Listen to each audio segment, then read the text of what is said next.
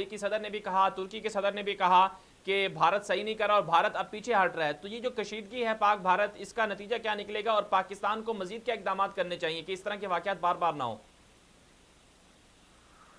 देखिए, इकदाम तो भारत ने करने हैं। पाकिस्तान ने जो इकदाम करने हैं वो पाकिस्तान के अपने मफाद में पाकिस्तान उठा रहा है, इकदाम वो कर भी रहा है।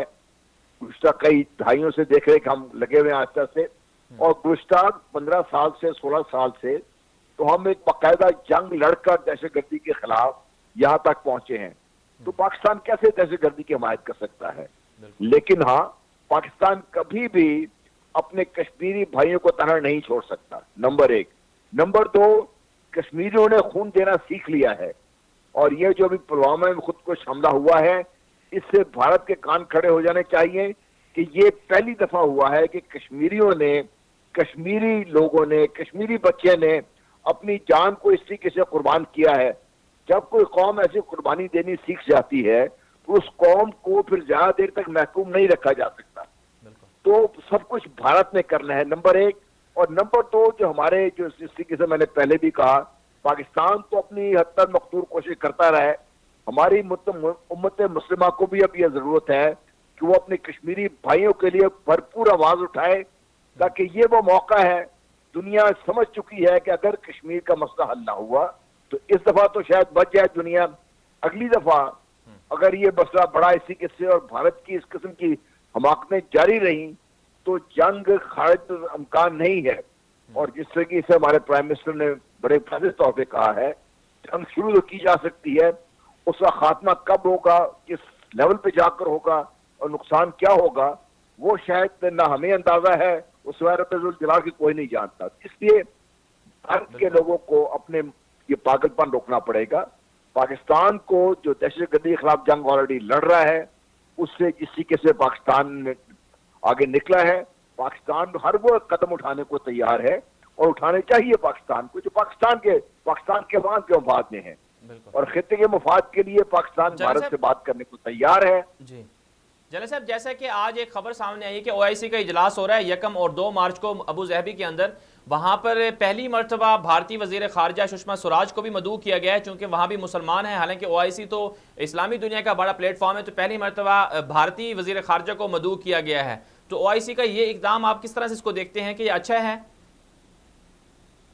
मैं समझता हूँ OIC ने इंतहाई गलत इकदाम उठाया है।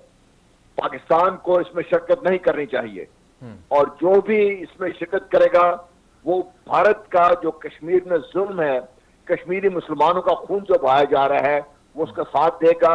और कम से कम मैं ज़ाती तौर पर यह समझूंगा कि वो भारत के जुल्म में बराबर का शरीक होगा। भारत को मदऊ करके OIC ने इंतहाई गलती की है। अब इनके पास वक्त है कि वापस चला जाए। अगर वापस नहीं गया तो मेरी तो कम से कम, और जितने ज्यादा मेरे दोस्तों से बात हुई है, ज्यादातर लोग इस बात के हामी है कि पाकिस्तान को इसमें शिरकत नहीं करनी चाहिए, और अगर जरूरत पड़ती है तो OIC से ही बाहर निकल आए। क्योंकि हम हर वो चीज जिससे हमारे मुसलमान भाइयों का दिल दुखता हो, ये सिर्फ कश्मीरी मुसलमानों की बात नहीं है। कश्मीरियों को तो भारत में किसी जगह चैन नहीं है।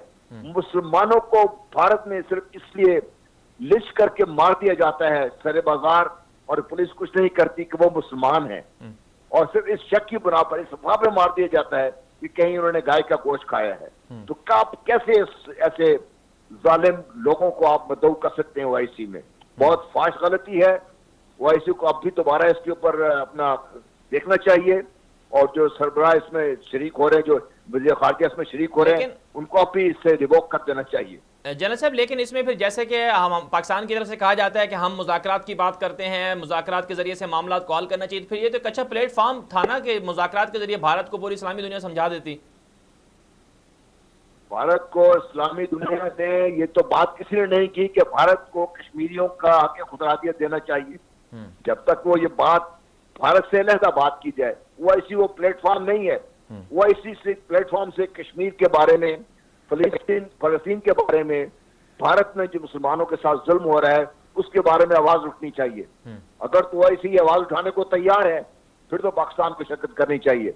वरना मैं समझता हूँ कि OIC से अगर निकलना पड़ता है तो पाकिस्तान को यह कीमत भी देनी चाहिए, और मुसलमान बिल्कुल को सबक मिलना चाहिए कि वो मुसलमानों के कातिलों को उसी टेबल पर नहीं बिठा सकते जहाँ पे तमाम मुसलमान मुल्क के दूसरे वज़ीर ख़ारजा मौजूद होंगे। सर आखिर में एक बात और भी फरमा दीजिए मकबूजा कश्मीर के हवाले से कि आर्टिकल 35A है, उसको ख़त्म करने के लिए मोदी हुकूमत साजिश कर रही है, तो कश्मीरी उसके खिलाफ एहतजाजी मुजाहरे कर रहे हैं। तो जिस तरह से फ़लस्तीन के अंदर यहूदियों ने अपनी बस्तियां बसाई, इसी तरह से मकबूजा कश्मीर में हिंदुओं को बसाने का मंसूबा है मोदी सरकार का, तो इस पर आप क्या कहेंगे? देखिए, मैं तो पहले अर्ज कर रहा हूँ ना जी, कश्मीरियों की जरूरत नहीं है हिंदुस्तान को, वो उनको कत्लेआम कर रहा है वहां पे, उनको खत्म करने के दरपे है। इसके लिए वो हर इक़दाम उठाने को तैयार है। और कोई इसमें आपका, मैं समझता हूँ, अगर आपने आज पढ़ा हो अखबार में, सुप्रीम कोर्ट, भारत की सुप्रीम कोर्ट ने उनके 11 रियासतों को हुक्म दिया कि कश्मीरों का तहफ़्फ़ुज़ कीजिए। ऐसे मुल्क में आप कैसे एक्सपेक्ट कर सकते हैं कि सैनिटी प्रिवेल करेगी? ऐसे ही जब आप लोगों को वहां पे, आपको याद हो जब 48 में जम्मू में कत्लेआम किया था, 1-1.5 लाख मुसलमानों को इस बहाने बुला करके आपको पाकिस्तान भेज रहे हैं, उनको सबको शहीद कर दिया गया था। वो तो जो बैलेंस है आबादी का तनासब है, उसको बदलने के लिए भारत किसी हद तक जाने को तैयार है जी। ये पाकिस्तान कम से कम इसमें कश्मीरियों के पूरी तरह साथ है और उम्मीद करता है कि भारतीय सुप्रीम कोर्ट इस चीज को समझेगी और वो फैसला नहीं देगी, क्योंकि जो ऑन कोई इशू है कश्मीर का, इससे कश्मीर में आग और तेजी से बढ़ेगी और भड़केगी। इससे कश्मीर का मसला हल नहीं होगा, बल्कि इससे भारत की दूसरी रियासतों में जहां पर आजादी की तहरीकें चल रही हैं, उनको भी एक लिफ्ट मिलेगी और भारत का इससे नुकसान होगा।